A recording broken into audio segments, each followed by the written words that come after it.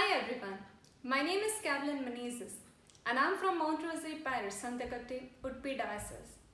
And in this video, I'll be talking about education system in India. Sir APJ Abdul Kalam said, and I quote, "Education is the most powerful weapon which you can use to change the world." And this quote makes absolute sense, but it totally depends on how a particular person can use this as a weapon to change the world. And the change can be either good or bad. Our country, India, has a vast heritage and culture for everything. Over the years, so many scientists, engineers, and a lot of other professionals have done a lot of research, inventions, and most of this is possible only because of education. So, if I take the most recent example, I'm sure all of them have read about this, that the top companies in the world have Indian CEOs.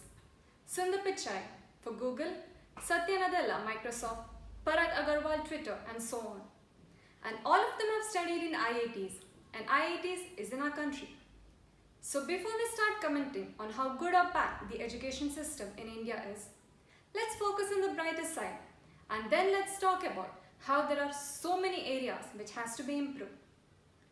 Before the British had taken over India, we were one of the richest countries in the world, with wealth, health and knowledge.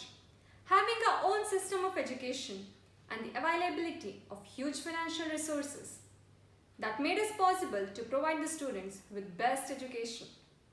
After the British Empire in India collapsed, they left us with their education system.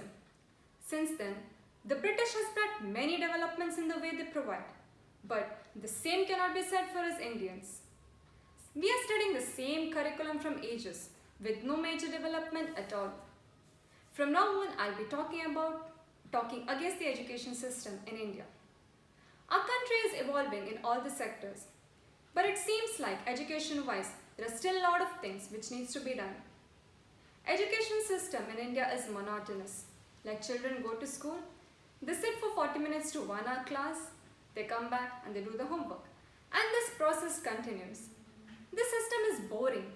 And this makes students to take less interest in their studies. Students feel like education is a burden to them because there is so much of pressure in getting good marks. More than skills, the art of by-hearting is given importance. Now let me take an example of Three Idiots. I'm sure everyone have watched that movie. So in that movie, Chatur is given a Hindi speech. He doesn't understand the language. But he doesn't care because he knows to by-heart stuff. He just goes by-hearts the stuff and presents himself.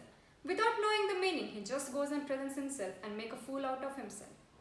Exactly the same is the education system in our country. Without knowing anything, we just go and give exams.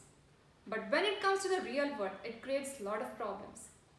When the teachers intrigue the students of how charming education and learning can be, I'm sure most of the students will take interest in education. Also, the government plays a very important role in shaping the education in our country.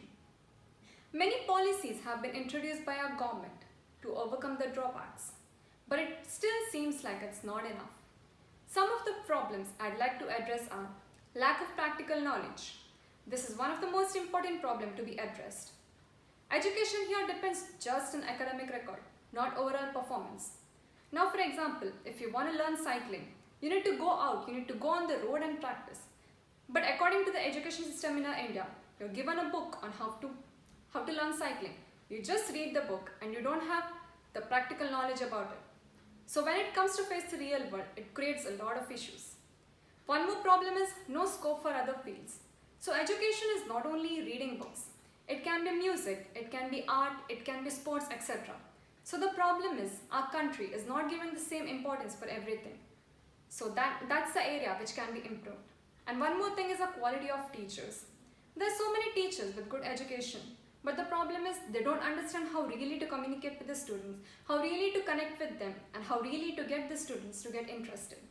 So if our country can improve these three sectors, where there's lack of practical knowledge, and if they can give the scope for other fields as well, and if they can improve the quality of teachers, I'm sure our country will be able to provide one of the best education systems in the world. So I'd like to conclude by saying education is not just a learning of facts, but the training of mind to think. Thank you all for taking your time to listen to this speech. Thank you once again.